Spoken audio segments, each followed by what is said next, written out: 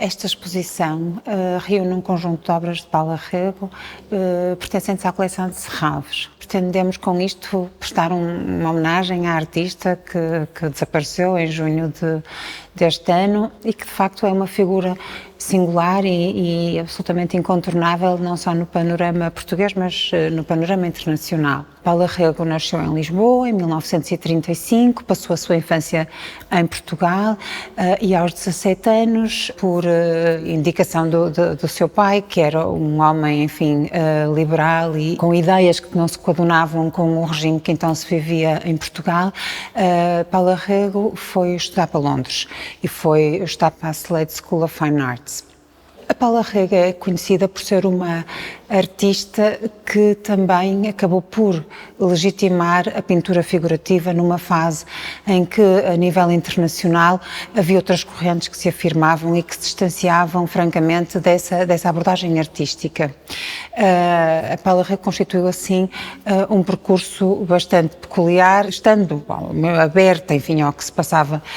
no mundo, mas, ao mesmo tempo, construindo um percurso muito próprio. O título desta exposição, Quem conta um conto, refere justamente ao ditado popular que diz: quem conta um conto acrescenta um ponto. E a Paula Rego é justamente conhecida por ser uma contadora de histórias. Na verdade, toda a sua obra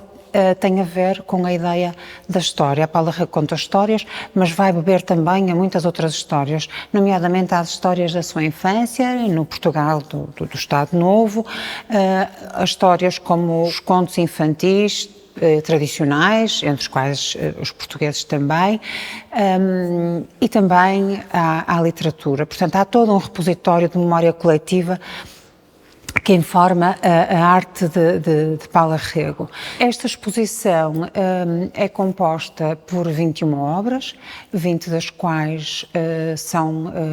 parte do acervo de Serralves, e há uma que é um empréstimo de uma coleção particular. Como eu disse inicialmente, pretendemos com isto prestar uma homenagem a esta artista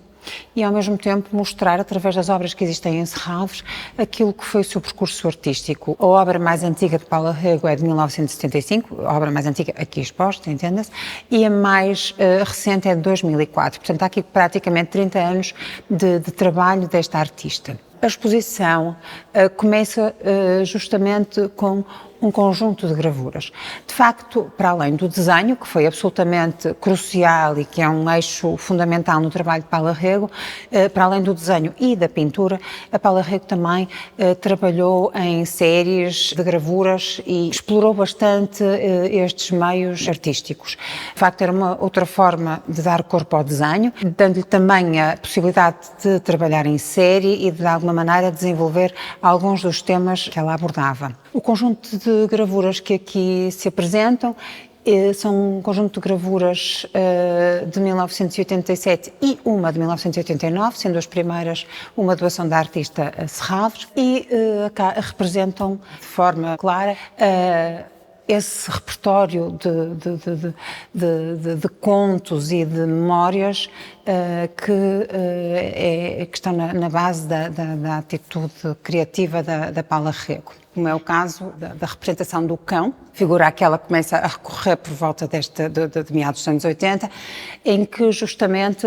temos essa dualidade. O cão que, se por um lado é fiel, é obediente, pode também reagir e através dos seus impulsos naturais, tornar-se agressivo. Isto é um pouco aquilo que acontece naqueles seres que, por natureza, e isso é uma abordagem que a Paula Rego faz, por natureza podem ser, por um lado, mais frágeis e, portanto, mais facilmente subjugados, mas que, por outro lado, podem reagir e se podem insurgir e podem, inclusivamente, mostrar a sua força, que é justamente o caso das crianças e das mulheres, que, como vamos ver, são figuras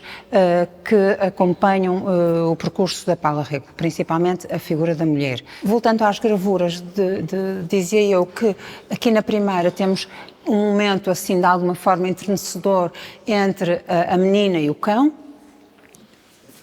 Este tema acontece em mais algumas gravuras.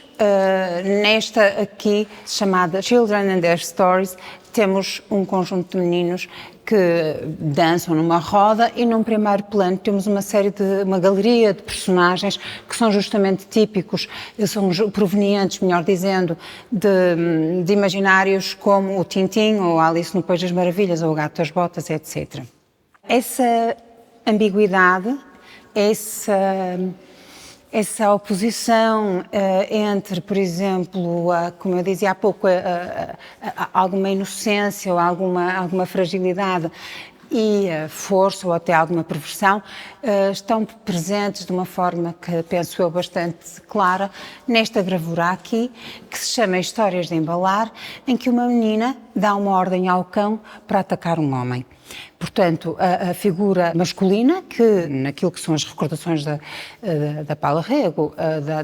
do Portugal da sua infância, sobretudo no Estado Novo, em que isso era mais flagrante, mas que continua a prevalecer, portanto, essa figura do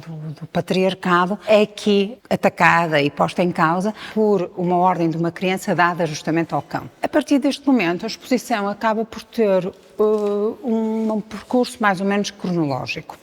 Vamos voltar então aos inícios da carreira da artista, que no final dos anos 50, estando nessa altura está em Inglaterra, tem um primeiro contacto ou descobre a arte bruta de Jean Dubuffet,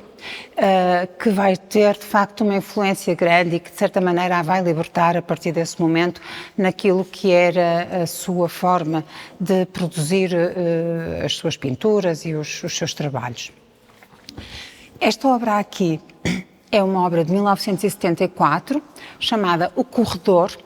e é demonstrativa já dessa evolução que ocorreu no trabalho da Paula Rego. Há toda uma profusão de imagens, há um ritmo, a introdução das figuras distorcidas, fragmentadas, que se pode ver nesta pintura. Por outro lado, o próprio título muitas vezes vai-nos precisamente remeter para esse repositório de memórias e de conhecimentos, de histórias, às quais a Paula Rego vai buscar a inspiração para os seus trabalhos. Nessa altura também, e por via justamente dessas descobertas que foi fazendo ao nível da arte do buffet, Paula Rego vai também, muitas vezes, buscar ideias aos jornais ou a revistas e também, por essa altura, acaba por desenvolver um método de trabalho que se baseia muito na pintura sobre papel, que depois recorta e cola. E usando precisamente essa profusão de elementos, quase essa torrente de informação de uma forma muito mais livre, que depois virá também continuar nos anos 80, ainda que com outras técnicas. Um exemplo de trabalhos de uma pintura em que Paula Rego justamente usa o papel que pinta, mas que depois recorta, as figuras que recorta, quase como que pode haver quase que uma certa agressão aqui no próprio ato de cortar o papel, mas nessas figuras que ela recorta e que depois cola sobre a tela e que pinta posteriormente, unificando-as de alguma maneira, estão exemplificadas aqui nesta tela de 1975 intitulada A Grande Seca.